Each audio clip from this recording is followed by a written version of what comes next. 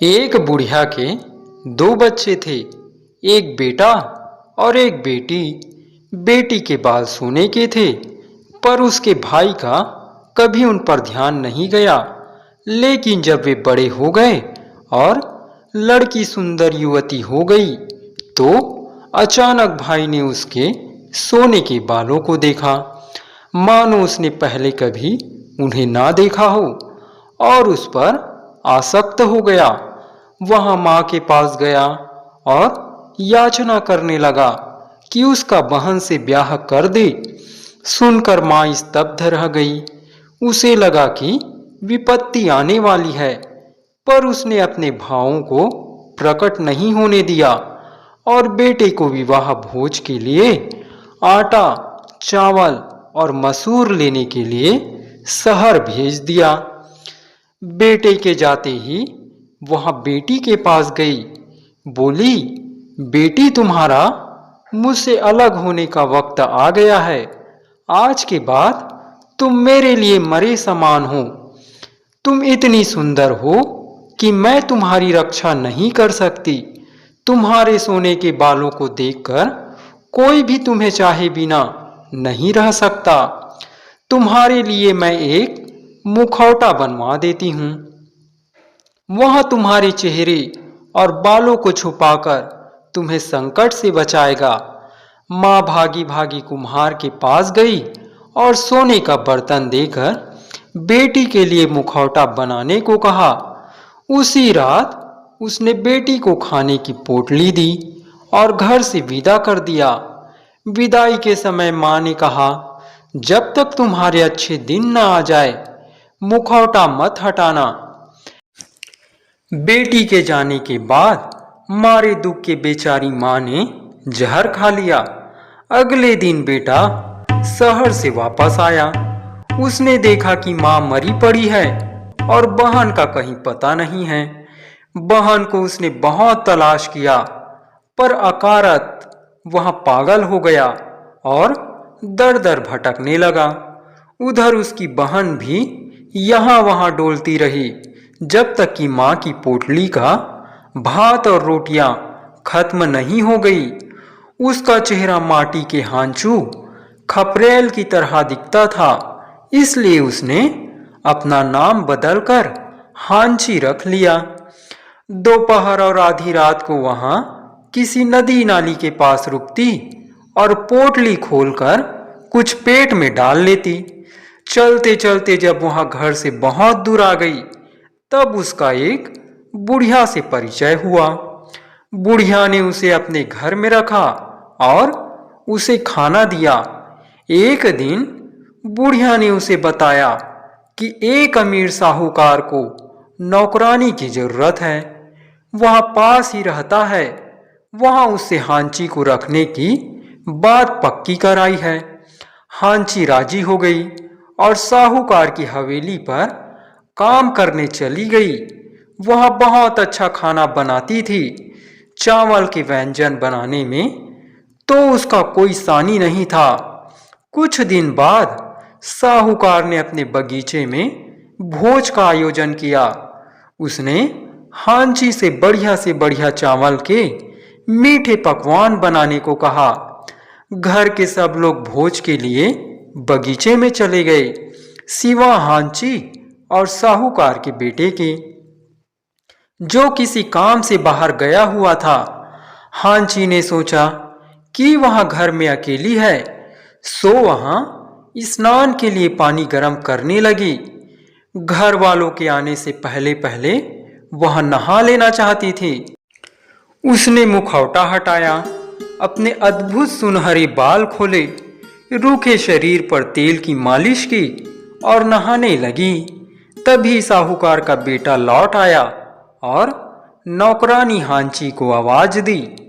घुसल खाने में हांची को कुछ सुनाई नहीं दिया। वह चिढ़ा हुआ उसे पूरे घर में ढूंढने लगा। आहट सुनकर उसने गुसल खाने में झांका और हांची के सौंदर्य के संपूर्ण वैभव को देखा। हांची को पता चलने से पहले ही वह दबे पांव वापस चला गया। हांची के दीप दीप करते सौंदर्य व उसके सुनहरे बालों की आभा पर वहां मर मिटा। उसने उसे अपनी पत्नी बनाने का निश्चय किया। घर वाले बगीचे से वापस आए तो बेटा माँ को एक तरफ ले गया और उसे अपनी मंशा बताई। माँ यह जानकर हैरान रह गई और उसे दुख भी हुआ कि उसका बेटा काली कलूटी नौकरानी पर लट्टू हो गया है। उसने बेटे को समझाया कि वह नीच जाति की काली छोकरी के पीछे अपना जीवन बर्बाद न करे। माँ ने उसे वचन दिया कि कुछ ही दिनों में वह उसके लिए खाते पीते घर की सुंदर बहू ला देगी, पर बेटे ने हट नहीं छोड़ा। माँ बेटे में काफी तकरार हुई। आखिर बेटे ने माँ का हाथ पकड़ा और हांची के पास ले गया। हांची कुछ समझती उससे पहले ही साहूकार के बेटे ने झटके से उसका मुखौटा उतारा और जमीन पर पटक दिया। उनके सामने सोने के बालों का भव्य मुकुट पहने भव्य हांची खड़ी थी। उस अपूर्व सौंदर्य को देखकर माँ अवाक रह गई। उसे बेटे की दीवानगी समझ में आ गई। हांची की शिष्टता और विनम्रता को तो वहां शुरू से ही पसंद करती आई थी। अप्रतिभ खड़ी हांची को वहां अपने साथ दूसरे कमरे में ले गई और उससे कुछ बातें पूछी। उसकी विचित्र कथा सुनकर वह उसे और भी अधिक चाहने लगी। शुभ मुहूर्त निकालकर उसने शीघ्र ही हांची का अपने बेटे से ब्याह कर दिया। नवदंपति कुंवरी के जोड़े की तरह खुश थे, पर उनकी खुशी ज्यादा दिन नहीं चली। एक तांत्रिक साहूकार का खास सलाहकार था। साहूकार के घर में सब उसे गुरु स्वामी कहते थे। जादू टोने और तंत्र मंत्र के सिद्ध के रूप में उसकी ख्याति थी। गुरु स्वामी की बहुत दिनों से हांची पर नजर थी। जैसे भी हो वह उसे हासिल करना चाहता था। एक दिन हांची की सास ने गुरु स्वामी से कहा कि पोते का मुंह देखने के लिए वह अब और इंतजार नहीं कर सकती। सुनकर गुरु स्वामी के मन में लड्डू फूटने लगे। उसने तुरंत सारी युक्ति सोच ली। उसने गृह स्वामिनी से कहा कि वह हांची को उसके पास भेज दे। वह ऐसा टोटका करेगा कि जल्द ही उसके पांव भारी हो जाएंगे। इसके लिए उसने कुछ केले, बादाम, तांबुल और सुपारी की मांग की। एक शुभ दिन गुरु स्वामी ने हांची को बुलवाया। मंत्रविद्ध फल मेवे उसके सामने रखे थे। अगर हांची उन्हें खा ले तो वशीकरण मंत्र अपना काम करेगा और उसे गुरु स्वामी के पास आना ही पड़ेगा। हांची उसके पास आई। उस समय वह मोहनी मंत्र जप रहा था और प्रार्थना कर रहा था कि हांची उसकी हो जाए, पर हांची उसके झांसे में आने वाली नहीं थी। ऐसे तांत्रिकों को वह खूब जानती थी। गुरु स्वामी ने उसे एक केला खाने को दिया। हांची ने उसे चुपके से नाली में गिरा दिया और दूसरा केला खा लिया जो वहां अपने साथ लाई थी। उस रात गुरु स्वामी अपने कमरे में गया तो उसे पूरा भरोसा था कि मोहनी मंत्र हांची को खींच लाएगा और उसकी बाहों में डाल देगा। वह पलंग पर लेटा उसका इंतजार करने लगा। संयोग की बात की नाली में पड़े मंत्रविद्ध केले को एक भैंस ने खा लिया और गुरु स्वामी को प्राण प्रण से चाहने लगी। वह मस्ती में आकर गुरु स्वामी के कमरे की ओर भागी और अपने सींग उसके दरवाजे पर मारने लगी। यह सोचकर कि हांची आई है, गुरु स्वामी ने लपक कर दरवाजा खोला। दरवाजा खुलते ही कामुक भैंस उस पर पिल पड़ी और उसे बुरी तरह घायल कर दिया। पर गुरु स्वामी ने हार नहीं मानी। कुछ दिन बाद उसने हांची की सास को कहा कि एक अनुष्ठान के लिए वह हांची को उसके पास भेजे। जब हांची उसके पास आई तो उसने उसे मंत्रबिद्ध बादाम और तांबुल खाने को दिए। पर चतुर हांची ने वही पुरानी तरकीब काम में ली। उसने उनके स्थान पर अपने साथ छुपाकर लाए बादाम और तांबुल खा लिए। वापस अपने कमरे में जाते हुए हांची ने गुरु स्वामी के दिए बादाम और तांबुल अलग अलग भगोनों, देगचियों और कटोरों में रख दिए। रात को वे भगोने, देगचियां और कटोरे गुरु स्वामी के कमरे की ओर लुढ़कते हुए आए और दरवाजे से टकराए। हांची का बेसब्री से इंतजार करते गुरु स्वामी ने लपक कर दरवाजा खोला, पर आलिंगन और चुंबनों के बदले उसे निर्जीव बर्तनों की मार झेलनी पड़ी। तीसरी बार हांची ने गुरु स्वामी की दी सुपारी को झाड़ू पर फेंक दिया। कंटीले झाड़ू की मार से लंपट तांत्रिक का पूरा शरीर लहूलुहान हो गया। वह समझ गया कि मोहनी मंत्र यहां काम नहीं करेगा, सो उसने दूसरी चाल चलने की सोची। वह अपने पुराने मित्र हांची के ससुर के पास गया और उसे अपने बगीचे में फिर भोज का आयोजन करने की सलाह दी। बूढ़ा साहूकार मान गया। हांची ने इस बार भी चावल के उम्दा व्यंजन बनाए और सुशील बहू की तरह घर पर ही रही। उसके अलावा घर के सब लोग भोज में शामिल हुए। भोज के बीच में गुरु स्वामी ने सबसे कहा कि वहां घर पर कुछ भूल आया है और अभी वापस आता है। हांची रसोई में काम कर रही थी। वह चुपके से हांची के कमरे में गया। वहां उसने सदरी, पगड़ी वगैरह आदमी के पहनने के कपड़े पलंग पर रखे और चबाए हुए पान के अंश और बीड़ी के टोंटे फर्श पर और पलंग के नीचे बिखेर दिए।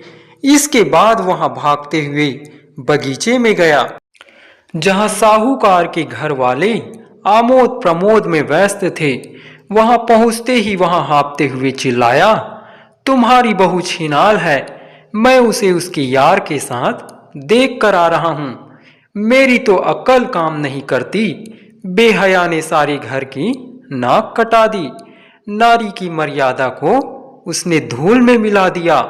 घोर अनर्थ, महापातक, पाप इन सारी कुल को ले डूबेगी। उल्टा रंडी परिवार के हितैषी के मुंह से ये दहकते हुए शब्द सुनकर सब घर की ओर भागे। सात्विक क्रोध से खौलते हुए गुरु स्वामी ने उन्हें सारे प्रमाण बताए। सदरी पगड़ी पान के अवशेष और बीड़ियों के टोंटे सब चीख चीख कर कह रहे थे कि हांची बदचलन है। अपने कमरे में यह सब देखकर हांची हैरान रह गई, पर किसी ने भी उसकी सफाई पर कान नहीं दिया। उसने कहा कि गुरु स्वामी बुरा आदमी है। उसने उसके काले जादू के बारे में भी बताया, पर अब उनका हांची पर कोई विश्वास नहीं रह गया था। उन्होंने उसे इतना मारा कि उसके शरीर पर नील जम गए। हांची ने देखा कि हर कोई उसके खिलाफ है, तो उसने अपने होंठ सी लिए और होनी के आगे समर्पण कर दिया। उन्होंने उसे कमरे में बंद कर दिया और 3 दिन तक भूखा रखा। फिर भी वे उससे जुर्म कबूल नहीं करवा सके। उसकी हठीली चुप्पी ने पति और ससुर का गुस्सा और भड़का दिया। अपनी चाल की कामयाबी पर गुरु स्वामी फूला नहीं समाया। कहने लगा, मारपीट का इस छिनाल पर कोई असर नहीं होगा। इसके पाप की इसे पूरी सजा मिलनी चाहिए। इसे संदूक में बंद करके मुझे दे दो। मैं इसे नदी में फेंकवा दूंगा। पापीन से आप नरमाई से पेश आ रहे हैं। जैसी करनी वैसी भरनी। इसे वही सजा मिलनी चाहिए जिसके यहां लायक है। क्रोध और लज्जा ने उन्हें अंधा कर दिया था। वे हांची को घसीट कर लाए। उसे संदूक में बंद किया और गुरु स्वामी के हवाले कर दिया। संदूक को नौकरों से उठवाकर गुरु स्वामी चल पड़ा। अपने षड्यंत्र की सफलता पर उसका दिल बल्लियों उछल रहा था। अब उसे इन नौकरों से छुटकारा पाना था। उसने उनसे कहा कि नदी बहुत दूर है, इसलिए वे सुबह तक के लिए संदूक को एक बुढ़िया के यहाँ रख दे, जो शहर के बाहर रहती है। गुरु स्वामी को पता नहीं था कि यह बुढ़िया हांची की मुंह बोली माँ है। उसी ने हांची को साहूकार के यहाँ काम दिलवाया था। गुरु स्वामी ने बुढ़िया से कहा कि संदूक में खूंखार पागल कुत्ते हैं, सुबह वहां इन्हें नदी में फेंकवा देगा। उसने बुढ़िया को बार बार सचेत किया कि वहां संदूक से कतई छेड़छाड़ ना करे, नहीं तो कुत्ते उसे फाड़ खाएंगे। बुढ़िया का चेहरा भय से पीला पड़ गया। गुरु स्वामी ने उससे वादा किया कि वहां जल्दी ही खतरनाक कुत्तों को ले जाएगा। उसके जाने के बाद बुढ़िया को संदूक में से अजीब आवाज सुनाई दी। पहले तो उसने समझा कि कुत्ते किकिया रहे हैं, पर फिर उसे अपना नाम सुनाई दिया। हांची ने बुढ़िया को पहचान लिया था और मदद की याचना कर रही थी। बुढ़िया ने डरते डरते संदूक का ढक्कन थोड़ा सा उठाया और जीरी में से भीतर झांका तो उसके विस्मय का पार न रहा। अंदर हांची गुड़ी मुड़ी हुई पड़ी थी। बुढ़िया ने उसे बाहर निकाला और कुछ खाने को दिया। कई दिनों से हांची ने कुछ नहीं खाया था। भूख के मारे उसकी जान निकली जा रही थी। उसने बुढ़िया को अपने अभाग और कमीने गुरु स्वामी की करतूतों के बारे में बताया। बुढ़िया ने पूरी बात ध्यान से सुनी। उसके मातृ चातुर्य ने जल्दी ही एक जुगत सोच ली। हांची को उसने भीतर कोठरी में छुपाया और घर से निकल पड़ी। कई गलियों में भटकने के बाद उसे एक ऐसा आदमी मिल गया जो अपने पागल कुत्ते से छुटकारा पाना चाहता था। बुढ़िया ने पागल कुत्ते के मुंह पर मोहरा डाला और घर लाकर संदूक में बंद कर दिया। संदूक का ढक्कन ठीक से बंद करने से पहले उसने मोहरा ढीला कर दिया। गुरु स्वामी शीघ्र ही वापस आ गया। वह अपनी सफलता का प्रभाव हांची पर देखना चाहता था। इत्र से महकते कपड़े पहने हुए वह गुनगुनाता हुआ भीतर आया और संदूक की कुंडी का मुआयना करने लगा। बुढ़िया ने कांपती हुई आवाज में बताया कि डर के मारे उसने संदूक को छुआ तक नहीं। गुरु स्वामी ने उससे कमरे में अकेला छोड़ने को कहा ताकि वह सांझ की प्रार्थना कर सके। बुढ़िया के जाने पर उसने कमरे का दरवाजा भीतर से बंद कर दिया। फिर उसने प्यार से हांची को पुकारा और झटके से संदूक का ढक्कन खोला। संदूक के अंदर खुखार कुत्ते को देखकर उसका कलेजा मुंह को आ गया। कुत्ते का मुंह झाग से सना हुआ था। कुत्ता उस पर झपटा और ठौर ठौर काट खाया। गुरु स्वामी का चीखना चिल्लाना सुनकर पड़ोसी दौड़े आए। उन्होंने कुत्ते को मार डाला, पर वे गुरु स्वामी को नहीं बचा सके। गुरु स्वामी की मौत का समाचार सुनकर हांची के पति और उसके घर वालों को बहुत दुख हुआ। कुछ महीने बाद बुढ़िया ने उन्हें खाने पर बुलाया। जब तक हांची को न्याय नहीं मिल जाता, बुढ़िया चैन से कैसे बैठ सकती थी। साहूकार और उसके घर वालों को बुढ़िया ने बहुत अच्छा खाना परोसा। उनके खाने में चावल के इतने बढ़िया व्यंजन थे जो हांची के अलावा कोई नहीं बना सकता था। उन्हें चखकर सबको हांची की याद आई और वे उदास हो गए। उन्होंने पूछा कि ऐसा उम्दा खाना किसने बनाया। निश्चित ही वह हांची जितनी ही कुशल है। कोई जवाब देने की बजाय बुढ़िया ने हांची को लाकर उनके सामने खड़ा कर दिया। हांची के ससुराल वाले को अपनी आंखों पर भरोसा नहीं हुआ।